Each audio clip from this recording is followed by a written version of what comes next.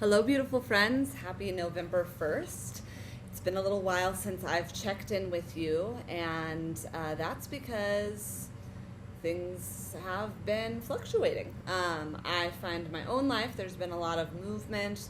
There's been a lot of really having to hold pillars, standards, boundaries, and also not necessarily lifting others to light, but maybe not light, but to the higher vibration, and not letting it, not accepting no for an answer, I guess. So I wanted to do a reading for the collective today, and I'm always curious as to what's going on in your worlds, how these things are manifesting for you, how they're feeling for you. I do have a connection with other divine feminines, and we've been having a lot of conversations. So I did a reading today that has the feminine, the masculine, and what that means for the shared energy. So I'm starting with the inner child cards, and this is the overarching energy or lesson that is to be learned right now. Okay, very interesting. So for the feminine, we have the Five of Crystals. What did I just say that I was busy doing? I was working on my house. Now, the Five of Pentacles in some decks can be about lack. It can be kind of missing the missing the silver lining, not honoring the abundance around you. So it can represent that, and maybe some of you are working on some really deep things right now. But for this, to me, it really is about building the strong foundations of home, of nurturing the home space, making the home space sacred, enjoying the fruits of fall. Just 2 days ago, I went apple picking, and by apple picking, I mean I walked into an orchard not far from my house, and I picked up all the apples off the ground that were still delicious and needing nourishment. Now, it's not that I couldn't pick them from the trees. It just was like, well, these are already here, and those I might be able to have later. So celebrating, what's currently in front of you, and then also what fruits are yet to come, I think is the invitation of this card. And I love this guy. He's whistling a happy tune. All is well in his life. Really beautiful things. Okay, so next, moving forward, we're going to stay with the feminine. So I asked also, how is this energy of building the space? How does it feel internally for the feminine? Now, it's interesting because I got the Nine of Challenges, okay? This is the Nine of Swords. Now, this is a time of a card of, sorry the glare so much, of overcoming nightmares, is kind of your worst thoughts come into being. Everything seems spooky, all right? So I think it's interesting that this card is coming up because I think for the feminine last few days, there's been some waves of feeling maybe anxious or unsettled, angry, some of these more basement emotions coming up. And I know for me, my tendency is to go, oh my God, is this actively happening now? Is this person doing this? Is someone about to die? I can go to some really negative places in that. But in doing that, I'm also recognizing my own pattern of doing that. So I'm able to stop and say, are these thoughts fruitful for me? Where is this feeling of anxiousness actually coming from? And there is still a lot of stabilizing of the collective, of clearing out this old stuff. And sometimes we are just feeling that, and sometimes it is our own residuals. And it's important to be mindful of what that is. Now, I just looked at the next card, which my question for is, and how does this show up externally, which actually answers more of what it is coming forth in this card. How it shows up externally, the moon, the subconscious. Okay, so to me, this is an indication that a lot of these energies coming up are a direct result of this full moon that we're coming into. Now, I'm not sure what sign it's in, if it's a Scorpio full moon. I'm not understanding how all the astrology of it works, but I do know we're in Scorpio season, and that means we are purging into these deep emotional depths. And I got a confirmation from Timmy. He's like, Scorpio season, wow, this is intense. Anyway, so what this says to me is actually the work is the things that are being stirred up are because of the light of the full moon, which means to me that this is being transmuted. I know for myself that my dreams have also taken on a quality in the last month and a half or so that they feel very real, and it's almost like an alternate dimension of this dimension. It's not magical. There's not crazy things happening in the dreams. I'm not like randomly turning into a gorilla. I'm having very similar interactions. Now, I think I've talked on here before. I often dream of big cats. I also went through a period of where I was dreaming about bears a lot, and there were several in my community who were also having dreams about bears. Well, just 2 nights ago, I went outside, and there was a baby bear on my porch. I had been talking about union and developing family, and there were 3 baby bears, and I could have almost reached out and touched one or gave it a bear hug. Now I didn't. I resisted the urge, but nothing about it felt dangerous. It was like, oh, you're there. I'm here. You're there. Now you're going there. Good call. I'm gonna stay here, and it was all very playful, and they were looking through my recycling. But there's no food there. There's nothing there for them. So it was really all just this element of curiosity. So again, it's like what's scary to us is how we write the story. And, you could enjoy this night in the woods and, find peace in it, or you could create fears out of everything within here. This card to me reminds me of a lot of when in the Disney animated movie when she's running through the forest of Snow White, and she's just... when Snow White is running through the forest, after the queen, tries to murder her. But, everything is fearful. And then all the eyes turn out to be these cute, adorable little animals that vibrate with her true essence of love. And they're there to help bring her forward of her purity.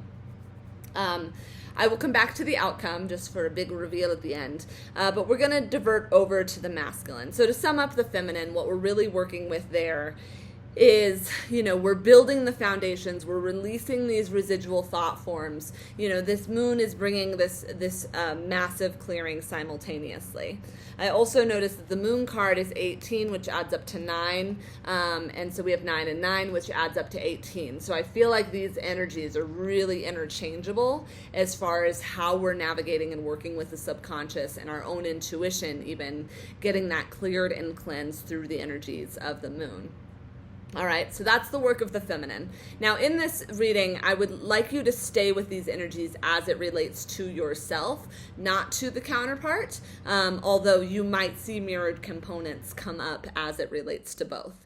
Okay, so with the masculine side, we are working with the 6 of Wands. Now, this is an indication of victory, of celebration, of coming together in community. And it's interesting because what I was sharing earlier is I really feel like the divine feminine is coming together in harmony and working together. The butterfly has also been a very strong...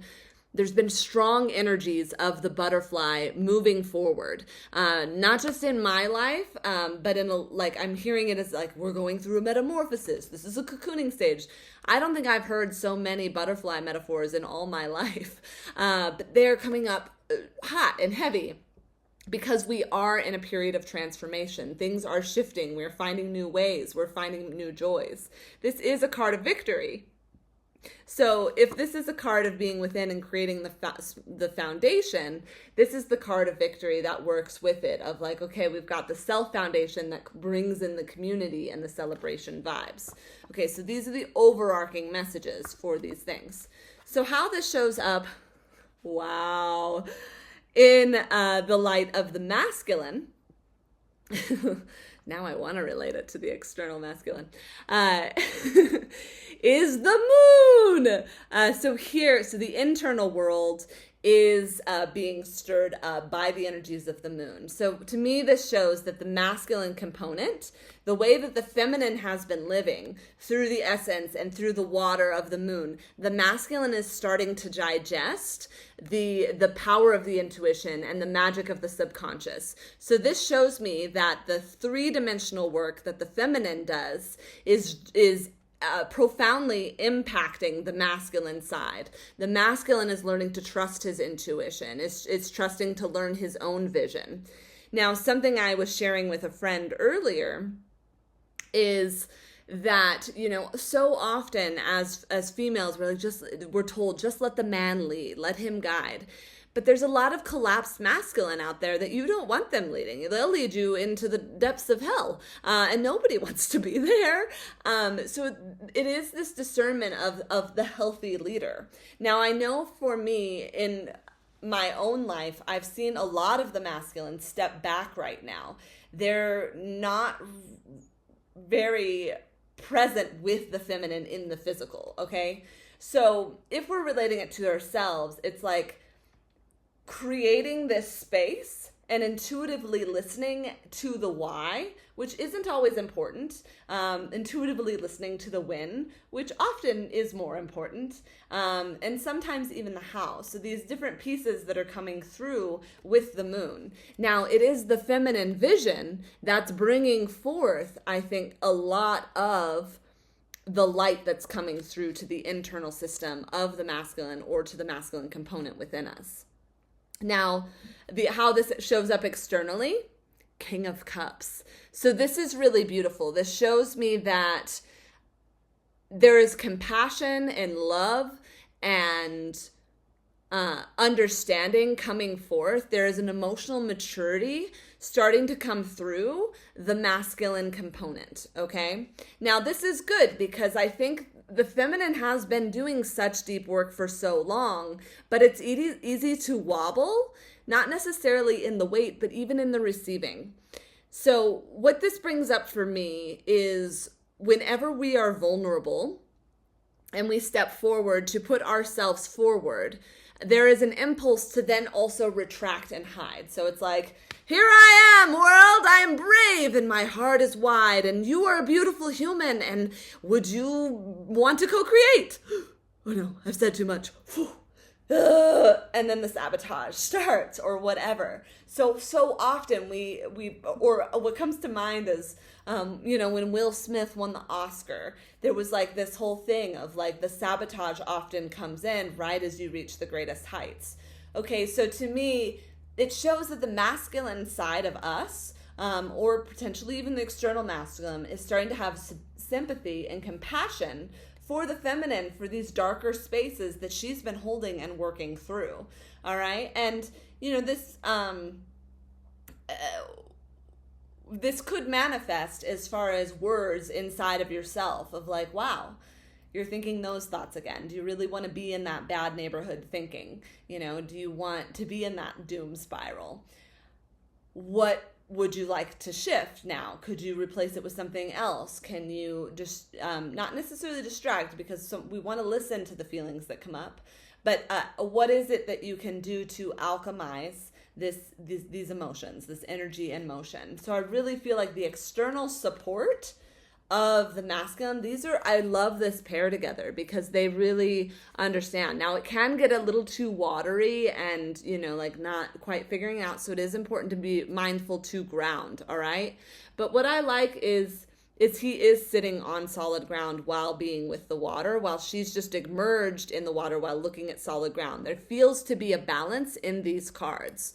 So at any given moment, whether you're with a counterpart or a friend or whatever, pay attention to what the reciprocal nature is of the relationship, as well as within the relationship of yourself, I guess is what I'm working for, So if you're having a big emotional moment, what can you do to ground yourself? Does sitting with your back against a tree going to serve you? Does taking a bath and being in that watery emotion, kind of moving through those things, is that going to serve you? So I really feel some good harmony with these two.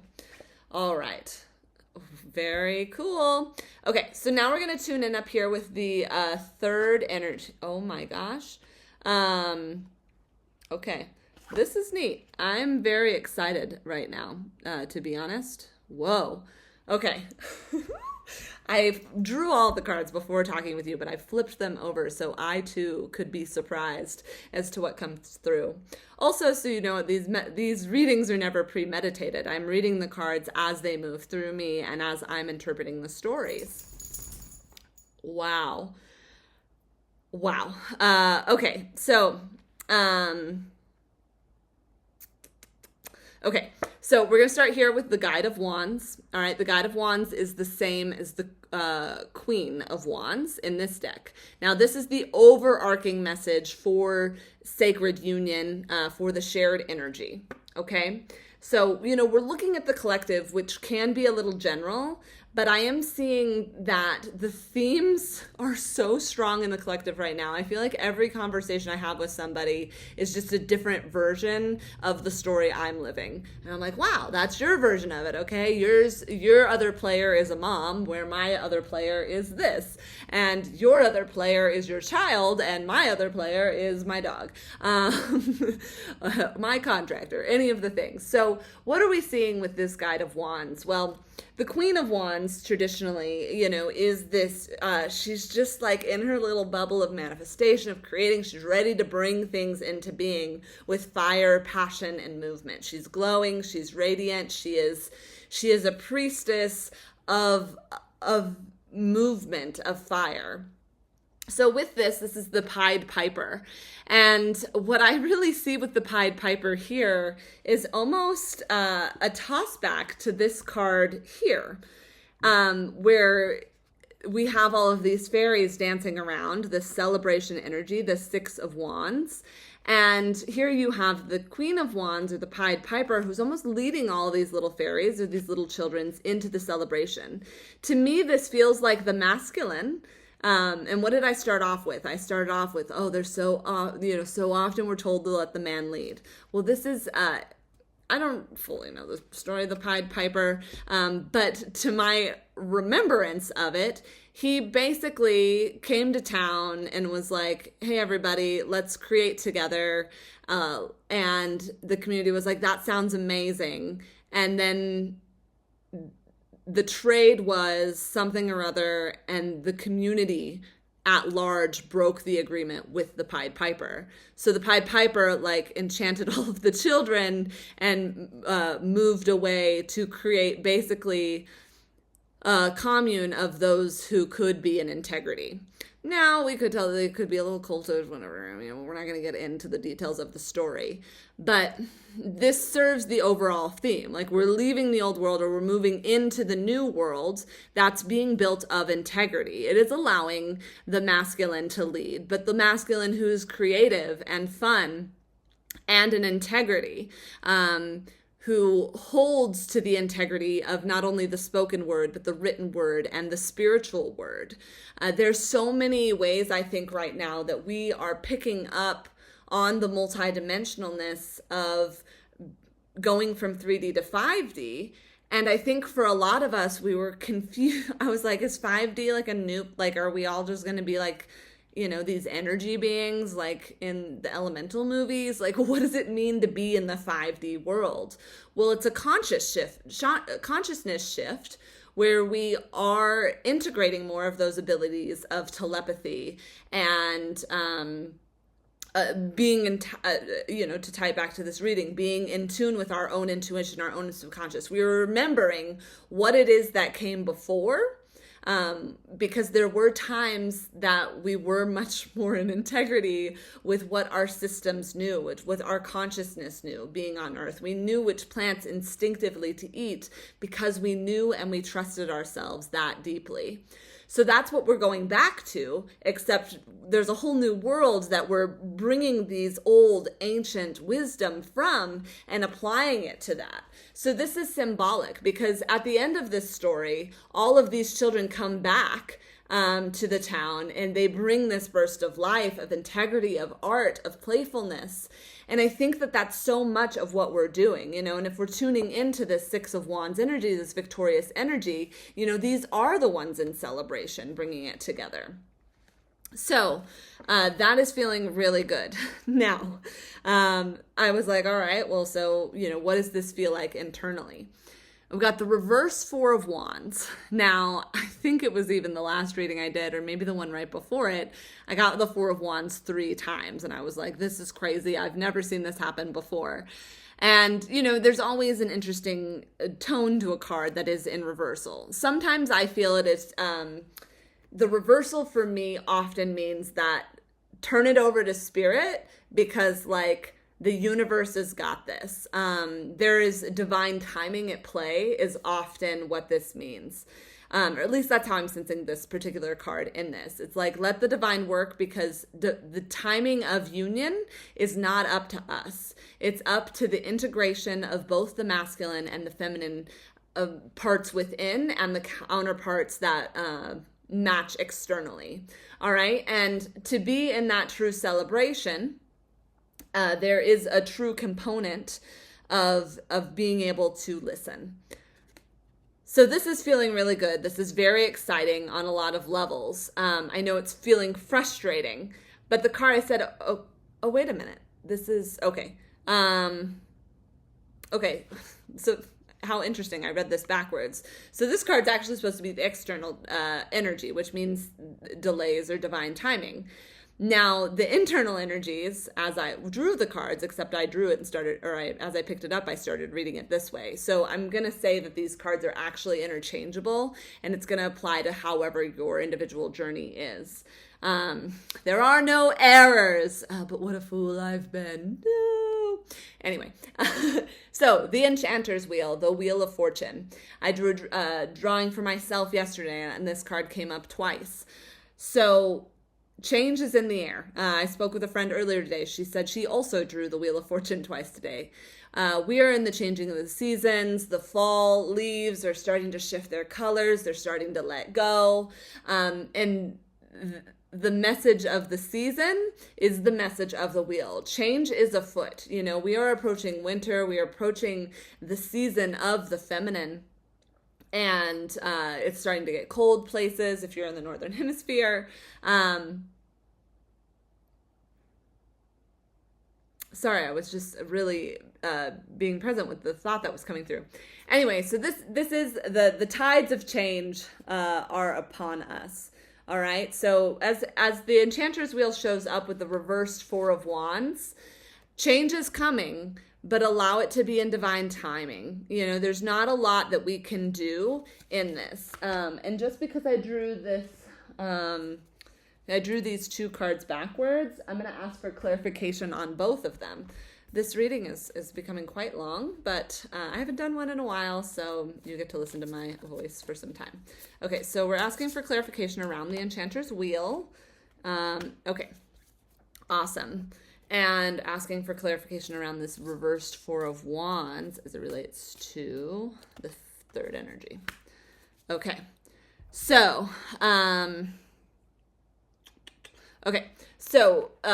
in relation to this, the Ace of Wands came out. So this is a rebirth energy. Things are, we'll imagine this is the Queen's Fire also coming from this little wyvern here. So what this says, new beginnings and passion and fire are a part of this internal shift that's going on for those on the sacred union path. Okay, so this is a shared energy that is helping move this along. Now, again, this is coming about because of the Queen's wisdom, because of the integrity of the masculine, the integrity of the feminine, that are ready to move forward and create this new world together. Now, as it relates to the reverse Four of Wands, I got the Seven of Swords. And when I get really, Seven of Swords can be such a daunting card at times. We're like, who's lying to me and why? What I hear is like for the external, there's still like a preparatory energy going on, and a release of these negative thought forms of the things both you need to prepare and to let go of simultaneously. So that's what's going on. Now, in conclusion, in each of the categories, I asked, where is this taking us? Where is this headed? Where are we going? So for the feminine, we got the Ace of Cups. All right, that's really beautiful. This is that paired with the Ace of Wands up here is good news. It shows to me that we are really ready for this burst of new light and love in the feminine part of us. We are ready to receive. We are working to open our hearts, and we've been doing the healing work that integrates that. For the masculine, Drum roll, please. We get the Four of Pipes, which is the Four of Wands. That means we got it twice in this reading. I also got this the other day. So we've got more of this energy coming forward of what's being built by these counterparts. And that's the counterparts within us, that both of these cards contain the masculine and feminine. And I would almost say too that, this is like the blessings of spirit continuing to move through. The blessings of the sky, of the moon, of the stars are supporting the energies of the feminine. So the masculine can come forward and build the proper home for these energies to continue to grow and manifest. I truly do believe, while the timing is unclear, that all of us are moving into the energy of the happily ever after. Now, with the happily ever after, we are in uncharted territory. We don't usually see that part of the story. What we hear is, and so it was, and so it will be, in harmony for the rest of time. That's usually how a lot of, at least the Hans Christian Andersen fairy tales end. We see this and we're like, wow. But what we really are witnessing is two beings merging as wholes together to continue a path of service, to claim their own kingdom. Now, for the shared energy, my request of where this was going is it came out with two cards. So again, we have to look at the feminine side and the masculine side, and both of them were twos. So we get the Two of Arrows, so the Two of Swords, and then we get the Two of Pipes, so the Two of Wands. What I get for both of these cards is harmony, and I like that in both of these cards too, it both contains like extensive vision. She is tackling things with precise clarity, and she is like holding down the energies. She even has a prayer pipe. So both of these twos are very action oriented things. And when I look at the cards, and I guess, yes, okay, this is how they fall out for me.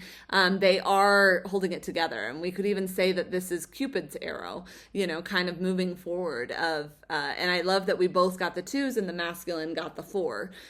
So we got two twos, which equals four, and we had that Four of Pipes right over here. So I almost feel like this is another way for that Four of Pipes to come through.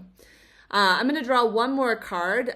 What is the together energy of this Two of Pipes and this Two of Arrows, of Swords. So I'm going to draw one more. There was one that was sticking out. I don't know if it's going to come out. It didn't feel like the right card. It was just separate from the deck. So how are we summing up these two twos together for the last card of our reading? Ooh. Okay, this one says Snake the Crawlers, and it is the Totem of Stones. So that is the Page of Pentacles, the Knight of Pentacles.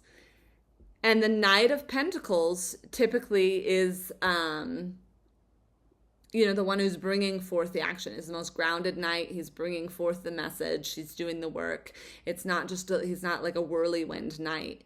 I do sense that it being the snake and being the combination of these two, it's like we've done this work of deep transmutation. We've done the self work, both individually or both sides of ourselves. So now what we're working on is what that transmutation energy is of the two, if that makes sense. So what I really sense with the snake, and even in this picture of the snake, that it says, there's a mouse, there's some like weird little platypus, there's all these rocks, there's a tree beginning to grow. To me, this feels like an invitation of a new reality. It also, we're in the year of the snake, and I'm a snake. And what I find that as we work with that transmutation energy, what we're really exploring is like the last video, that's what I was saying, of like, we've spent so much time being like, man, I'm shedding my skin. instead of like while we're shedding our skin, being like, I'm shedding my skin, but like, look at this new thing that I'm cultivating, growing. I just looked over, the clock said 9/11, which to me represents angels, angel numbers. Yes. So as we're shedding our skin, we're coming into this new reality, similar to the foundations. We've cleared the foundations so that we can build the strong new foundations on top of it. Some of the strong new foundations are actively being built. So this snake energy, I think, is representative of that. It's really, and snake for me also represents boundaries. Also, I often see the figure 8 as like, or the Ouroboros or whatever, with the snake eating its own tail, like it represents like a cycle of completion coming into being and this birth of the new. So, wow, what an extensive reading. I haven't made a video this long in a while.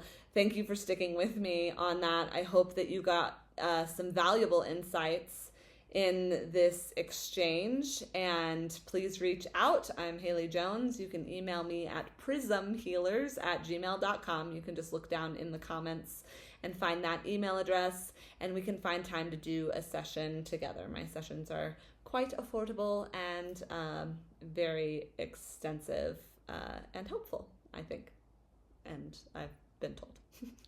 Anyway, many blessings to you all. Happy November. May we continue to move through this month with ease and grace, and may these 4 of Wands and Ace of Cups and these 2 energies, may more of this come together so that we may feel more ourselves, feel more integrated with our own masculine and feminine within, and may we even see that be mirrored and come to us with that of our counterparts. All right, many blessings to you all. Good night.